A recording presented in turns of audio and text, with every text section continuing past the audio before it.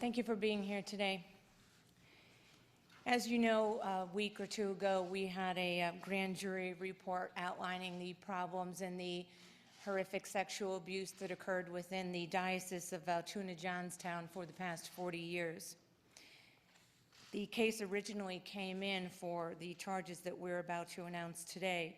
The case came in from Cambria County District Attorney Kelly Callahan, indicating that there were allegations of sexual abuse against brother Stephen Baker, and that's how the case originally came into the Office of Attorney General in January of 2014. Brother Baker served in the province of the Immaculate Conception for decades. He was in Minnesota in 73 to 78, Ohio in 77, Michigan in 82, again back in Ohio until 85, and then he was reassigned to the Hollidaysburg Monastery here in Pennsylvania in 1992. Thereafter, he was assigned to Bishop McCourt High School until the year 2000. After 2000, Baker regularly returned to the school to participate in school activities. During Baker's years at McCourt, he taught religion and aided in the sports program as a trainer. While there, the grand jury heard evidence that Baker molested over 100 children during his time in the Johnstown area. Many of Baker's victims were students at Bishop McCourt High School. January 26th of 2013, Brother Baker committed suicide. The 37th Investigating Statewide Grand Jury initiated the investigation of the Diocese of Altoona, Johnstown, the Johnstown Police Department, and Bishop McCourt High School, as I said, in April of 2014. The grand jury has identified significant criminal wrongdoing on the part of Giles Shinelli, Robert D'Aversa, and Anthony Criscitelli. All are members of the Franciscan Friars, Third Order Regulars, Province of the Immaculate Conception, based in Hollidaysburg, Blair County, Pennsylvania. The grand jury has identified these persons as having criminal responsibility and intent in conspiracy to endanger the welfare of children. The grand jury found that these individuals, while serving as ministers provincial, and thereafter did endanger the welfare of hundreds of children by placing and/or permitting Brother Baker to have contact with children and the public as a part of his ministry.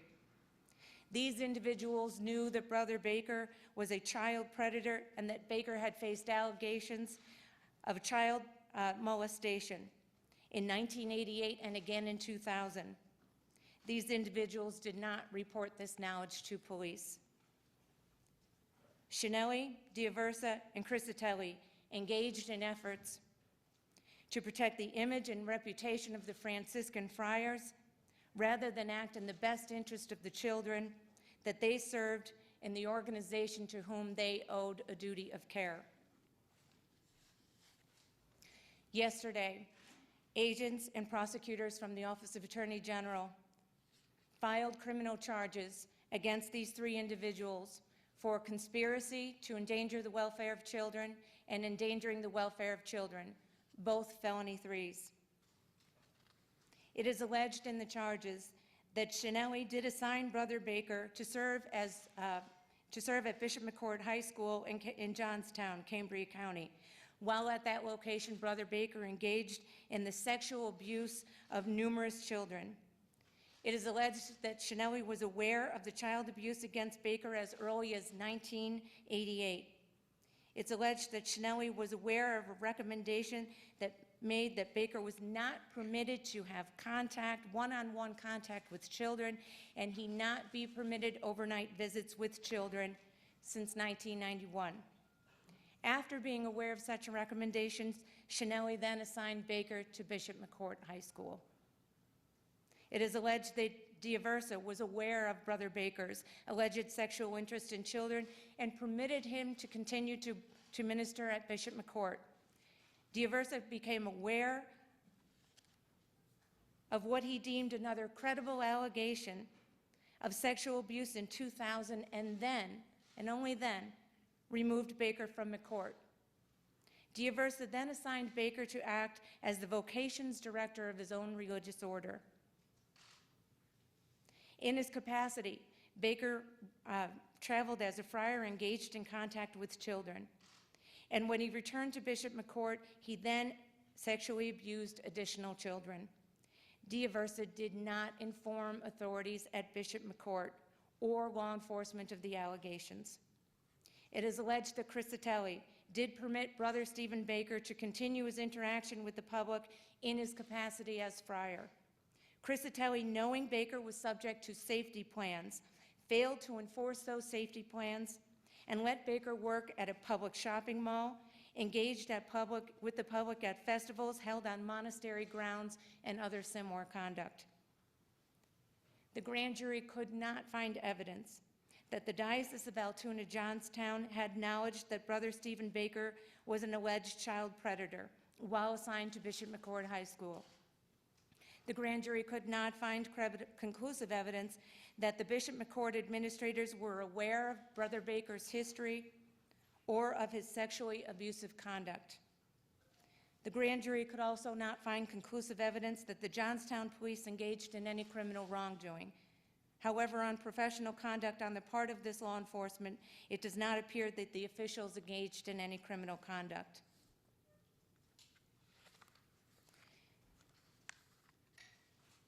These charges are being filed in conjunction with the grand jury report from last week. We cannot stress enough the importance of holding those accountable, no matter how long. The statute of limitations for endangering the welfare of children has not run on these individuals, although the failure to report charge has. We want to note that the hotline is still in effect, and we have received to this date almost 215 allegations of sexual abuse from witnesses, from children who are now in their senior citizens. And we want to stress to the public that these hotlines remain open, that they are actively manned by investigators familiar with the case, and the hotline is open. You can speak to someone until 9 o'clock. Then you'll receive a voicemail which will be returned promptly. We can't stress enough the importance of the public coming forward. We cannot stress enough the importance of holding those who treat and abuse our children accountable for what they've done. And we can't stress enough that we need the public to continue this fight with us. It is of the utmost importance that we protect our children. They're our children. We need you to call your legislators. We need you to call your senators. And we need you to let them know that the public is squarely behind the victims in this case, the survivors in this case, and those who are attempting to do the right thing by bringing them to justice. I want to thank not only the prosecutors and the agents who have worked on this case that you will see standing in the back of the room there. Special Agent Jessica Yeager, Deputy Attorney General Dan Dye, thank you for your service to the Commonwealth, and thank you for bringing this case to fruition. We will continue to prosecute the case. The offenders are all out of state. 2 are in Florida. I believe 1 is in Michigan or Minnesota. They will be making arrangements to return to Pennsylvania to stand accountable for their actions, where they will then be arraigned and bail requested. I also want to thank the FBI Behavioral Science Department. And I also want to thank again Mr. George Foster, who is here with us today. We want Mr. Foster to be an example to the public that we can do something about sexual abuse. We can do something about institutional abuse. This is not about a religious order. This is not about Catholicism. This is about the law, and this is about people standing up for other people. I asked Mr. Foster to be here today because I wanted him to be the example to every citizen of this Commonwealth that you do have the power to do something. You do.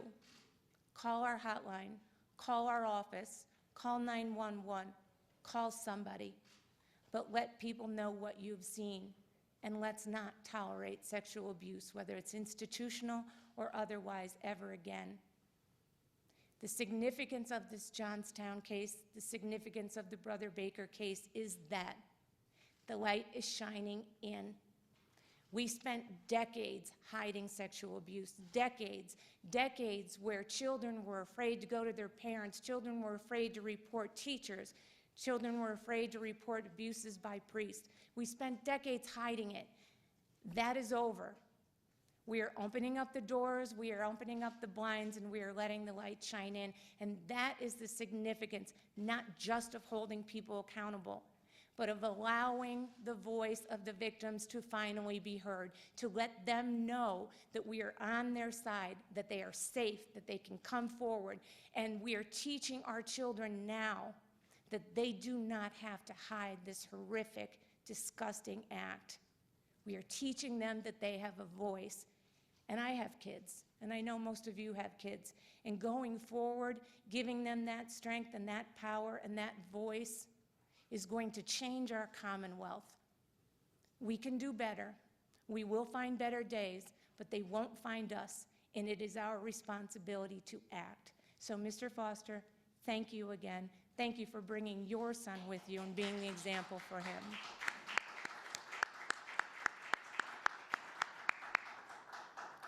And my special thanks to everyone here, particularly to the news media. You bring the message to the people.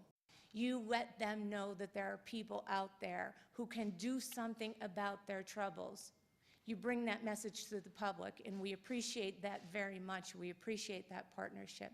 So thank you very much. I know that you've been provided with the grand jury presentment, which has been made the affidavit of probable cause, which is now public. You also have our press release. You also have the criminal complaint. I will take a few questions, and anything else, any other information that you need, we can have it provided by our press department. Yes, sir. Can you talk about both the custody status of these gentlemen and their status with the order? Are they retired? Are they living in other facilities? They are retired, yes. The custody status of them is they are now under criminal charges. They obviously are not in custody, but they will be turning themselves in within the next week or so. General Kane, what's the maximum sentence that they face potentially if convicted? It depends on their prior record score, which I believe at this point is 0, and it will depend upon a chart, but it is a felony 3. Felony 3 is under 7 years typically, right? Yes. But that's the maximum allowable by law. It will depend on their prior record score. Yeah. You said 7 years is maximum allowable. 7 years is the maximum allowable by law, yes. Questions about the Altoona Johnstown bishops. Was there any indication Bishop Adamek knew about this as well? And also the current bishop was notified of an allegation in 2011, and it says here that he said he was going to call police. Do you know if he ever did? I believe that he did call police in 2011. He did notify law enforcement. And from what I believe I read in the grand jury presentment, I don't believe that Bishop Adamek knew about the allegations into Brother Baker. But as you know, we have alleged that Bishop Adamek did know of allegations involving other priests within the Diocese of Johnstown, Altoona. What happened to the allegation that was called into the police by Bishop Barczak? Yeah, I don't know the answer to that. We'll get that question answered for you right after. You mentioned unprofessional conduct with the Johnstown Police Department. Could you elaborate on that? Can you tell us a little more what you consider unprofessional? I cannot elaborate on that any further. All I can tell you is that through the evidence and the testimony that was presented, the grand jurors found and the deputy attorney generals and agents did not find that there was any criminal wrongdoing on the part of any officer engaged within the Johnstown Police Department. Could you explain how these charges against these 3 came about a little bit, what led you to that?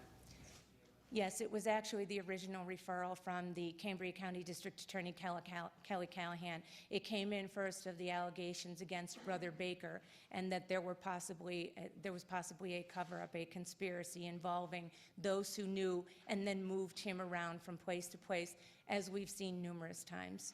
Were witnesses there to substantiate that? There were witnesses and documents, yes. The press release said that there were more than 80, and you said there were more than 100. Do you know which would be the more solid number? Yes, that's a good question. I noticed that as well. Dan, do you have it? Is it 80 or 100? The grand jury found more than 100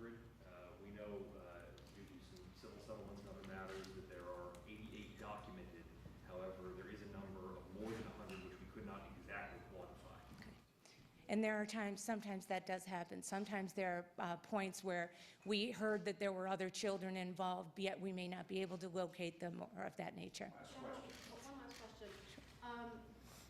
What was your reasoning in deciding to bring this matter to a grand jury? What were you hoping could be accomplished that could not be accomplished without a grand jury?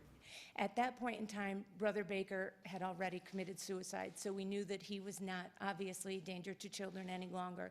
And what we hoped to accomplish by using the grand jury was a number of things, was obtaining documents necessary to show whether there was a movement and knowledge between the ministers provincial of the Order of Regulars, and whether we could document that through specific documentation, through witness testimony, and whether we could find any additional victims that perhaps would fall within the statute of limitations.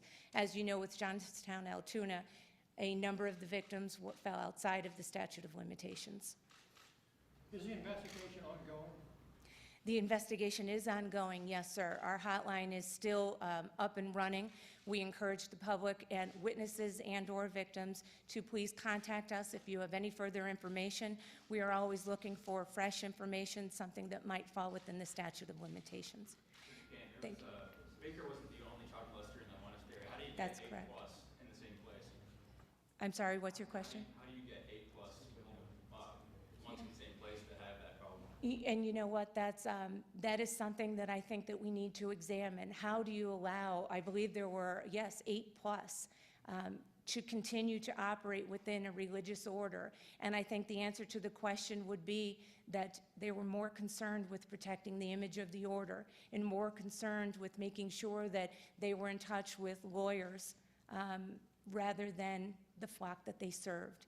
And the desire to make sure that you protect your reputation and you protect your order and you protect the funds related to that order, I think outweighed in this point the desire to make sure that they cleared their house of sexual abuse.